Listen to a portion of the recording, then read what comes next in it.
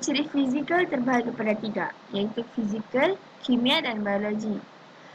Bahan-bahan utama yang terdapat dalam komposisi tiga-tiga ni kita boleh rumuskan melalui daripada sifat-sifat fizikal, which is pepejal, bau, warna, suhu dan juga kekeruhan. Okey, yang pertama pepejal. Apa yang digelar sebagai pepejal ni? Okey, pepejal ni adalah bahan pencemar yang terdapat dalam air sisa. Itu yang digelar sebagai pepejal. Tapi pepejal ni dia terbagi kepada 2, iaitu organik dan juga yang bukan organik. Untuk organik ni dia bahan-bahan semula jadi. Contoh tumbuh-tumbuhan, haiwan. Apabila yang dua ni sudah mati, dia akan mereput. Itu yang digelar sebagai bahan organik, dan yang selebihnya itu adalah bahan yang bukan organik. Contoh bahan kimia, itu adalah bukan bahan organik lah. Apa yang dimaksudkan dengan pereputan? Okey, pereputan ni ialah perubahan organisma hidup kepada tahap jirim yang sangat ringkas. Itu adalah yang dimaksudkan dengan pereputan. Okey, seterusnya bau. Apa yang dimaksudkan dengan bau ni? Macam mana terjadinya bau? Okey, semasa penguraian bahan organik, dia akan menghasilkan gas hidrogen sulfida. Di sanalah akan menyebabkan keluarnya bau yang tidak menyenangkan. Okey, seterusnya warna. Bagi kumbahan domestik biasanya akan berwarna coklat cerah, manakala buangan sisa kumbahan akan berwarna kelabu gelap. Namun, dua-dua air tadi ni, dia akan otomatik fully bertukar apabila dia memasuki tangki septik. Dia akan bertukar menjadi kehitaman disebabkan dia telah bercampur dengan bahan inap cemar di dalam tangki septik. Itu akan penyebabnya perubahan warna lah.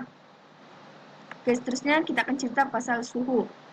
Untuk suhu ni, dia mempunyai suhu yang berbeza. Setiap air dia mempunyai suhu yang berbeza. Contoh, untuk air sisa ni biasanya dia punya suhu akan lebih tinggi lah berbanding daripada air bekalan. Ini terjadi disebabkan buangan dari isi rumah dengan industri dia mempunyai suhu air yang sangat berbeza. Itu yang penyebabnya kenapa air sisa ni mempunyai suhu yang lebih tinggi.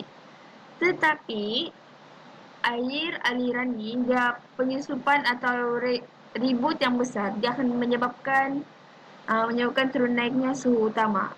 So maksudnya di sini setiap suhu tu dia tidak mempunyai suhu yang statik lah kiranya. Dia macam ada suhu masing-masing. Macam tu. Okay, untuk akhir sekali, kekeruhan. Apa yang dimaksud dengan kekeruhan ni? Okay. Air tu dia akan menjadi keruh lah, dia akan macam menjadi nampak kotor. Ini disebabkan kenapa sisa pepejal yang terdapat di dalam air tu. Contohlah, kalau air tu dia semakin keruh, semakin keruh tu semakin banyaklah bahan pepejal yang terdapat dalam air tu. So kalau dia sedikit je bahan pepejal, so maksudnya dia tidak berapa keruh lah. Okey. Seterusnya saya mau bagi tahu yang warna air yang bersih dia adalah warna jernih, seperti air pipe yang biasanya kita guna tu, itu adalah air yang bersih. Dia adalah warna jernih. Kenapa air yang keruh ni dia orang cakap dia tidak bagus lah, disebabkan satu, dia boleh mengurangkan keberkesanan proses pembasmian kuman. Yang kedua, dia akan menyebabkan keluarnya bau yang tidak menyenangkan. Sebab itulah kenapa air yang keruh ni adalah kotor. And then dia kira macam dah bagus lah macam tu. So sekarang untuk sifat-sifat fizikal cuma ada 5 yang tadi itulah yang saya sudah explain ya. Pepejal, bau, warna, suhu dan kekeruhan. So itu saja dari saya. Terima kasih. Terpikat senyummu yang memabukkanku. Percuma tahu karena kau bukan milikku. Assalamualaikum warahmatullahi wabarakatuh. Nama saya Nurul Aida binti Mazlan dan Di sini saya akan menerangkan mengenai primary treatment ataupun rawatan premier, dan di mana perawatan premier adalah merupakan proses pengasingan dan juga proses menghilangkan sisa pepejal organik terlarut dan juga pepejal terampai seperti lemak, minyak, grease, pasir dan batu, kayu, kain buruk dan beberapa sisa-sisa lainnya. Dan tujuan primary treatment ini adalah untuk melindungi pam dan juga paip daripada sebarang kerosakan ataupun berlakunya penyumbatan di dalam paip kita. Seperti yang kita lihat, ini adalah merupakan lakaran daripada sewage treatment ataupun rawatan sisa, di mana secara umumnya kita mengetahui bahawa rawatan sisa mempunyai 3 peringkat pemprosesan, dan 3 peringkat itu adalah bermula dengan primary treatment, secondary treatment dan juga tertiary treatment. Namun di sini saya hanya memfokuskan kepada primary treatment sahaja. Dan di dalam primary treatment ada beberapa proses yang berlaku. Dan proses yang pertama adalah disebut sebagai screening ataupun proses penyaringan. Di dalam proses ini, serpihan terapung yang besar seperti kayu, kain buruk dan sampah sarap disekat. Dalam proses ini kita memastikan bahawa tiada sisa-sisa yang besar yang akan melalui saluran kita. Ini adalah memastikan untuk tidak berlakunya sebarang kerosakan seperti yang saya sebutkan di awal tadi, kerosakan terhadap pam ataupun pipe tersumbat. Dan seterusnya adalah proses pemadaman ataupun community process, di mana dalam proses ini sisa-sisa pepejal yang terlepas daripada proses awal tadi, iaitu proses penyaringan, akan digiling dan dihancurkan menjadi serpihan-serpihan halus sebelum disalurkan ke proses yang seterusnya. Dan proses terakhir adalah grate chamber ataupun ruang grate. Ruang grate adalah merupakan tangki sempit yang panjang yang dirancang untuk melambatkan aliran sehingga pepejal seperti pasir, tanah, kopi dan bahkan kulit telur akan keluar dari air. Dan maksudnya di dalam proses ini akan diberi tempoh masa selama 2 jam untuk memastikan berlakunya pemendapan ataupun pengasingan sisa-sisa daripada air. So, selama tempoh 2 jam tersebut, kita memastikan bahawa sisa-sisa tersebut betul-betul berada di bawah paras air ataupun mendap di bawah air sebelum akhirnya sisa tersebut akan dibuang, dan air akan meneruskan proses kepada proses seterusnya, iaitu proses secondary dan juga tertiary process. Proses pengaktifan enap cemar atau activated sludge adalah merupakan proses yang paling biasa digunakan untuk rawatan air sisa perbandaran. Proses ini juga dikenali sebagai proses enap cemar yang diaktifkan.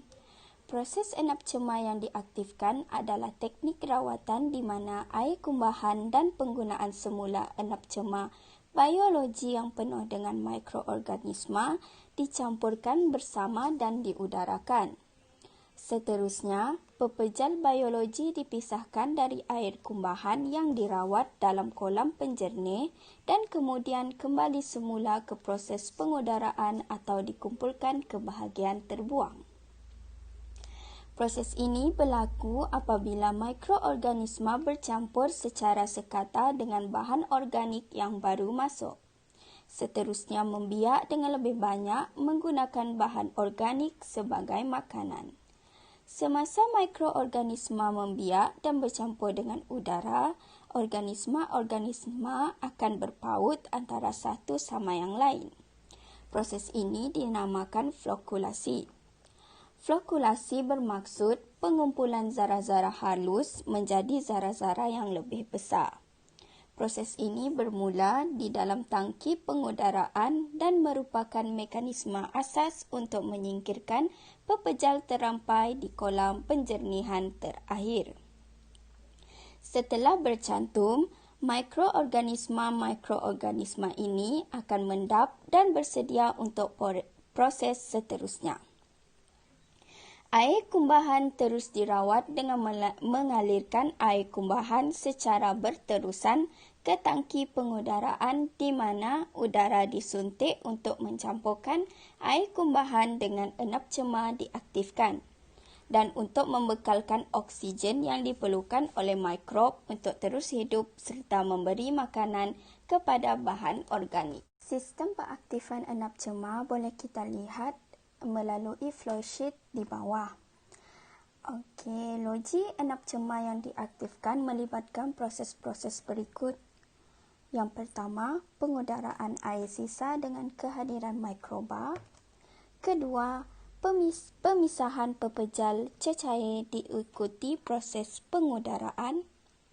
Ketiga, pelepasan efluen.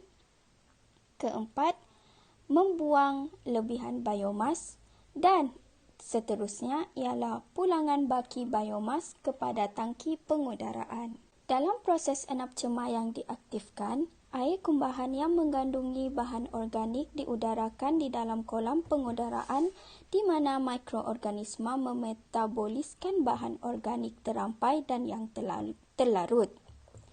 Sebahagian daripada bahan organik disintesis ke dalam sel-sel baru dan sebahagiannya teroksida kepada CO2 dan air untuk menghasilkan tenaga. Dalam sistem enap cemar diaktifkan ini, sel-sel baru yang terbentuk dari reaksi proses kemudiannya disingkirkan dalam bentuk enap cemar di dalam tangki pengenapan. Sebahagian daripada biomas terproses dikenali sebagai enap cemar diaktifkan dialihkan semula ke tangki pengudaraan air sisa. Okey. Assalamualaikum dan selamat sejahtera.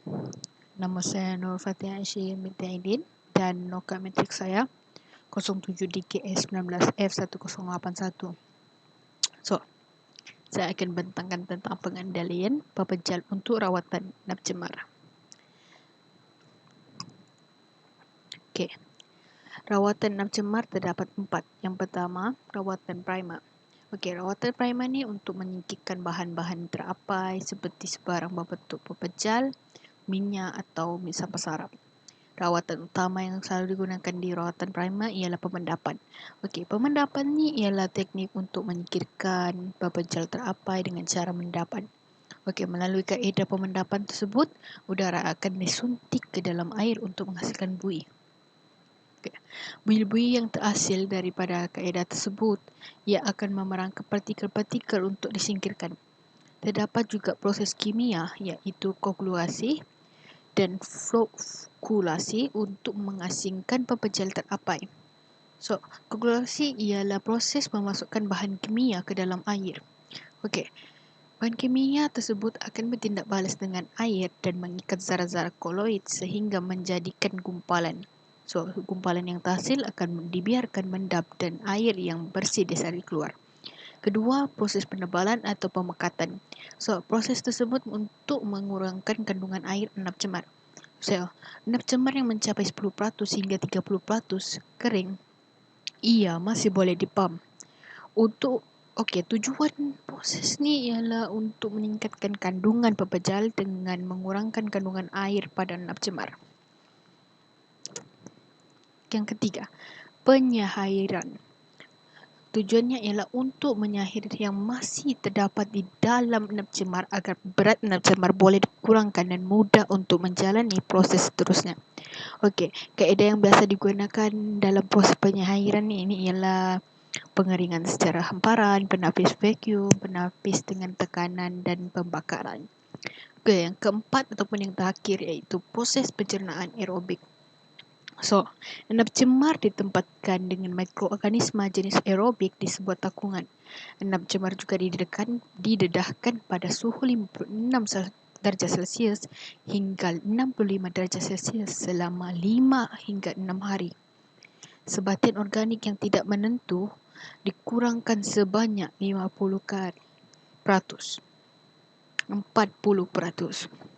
Okey, reka bentuk proses ni ialah kelihatan mudah tapi memerlukan kos tenaga yang tinggi iaitu sekitar 5 hingga 10 kali ganda berbanding proses aerobik.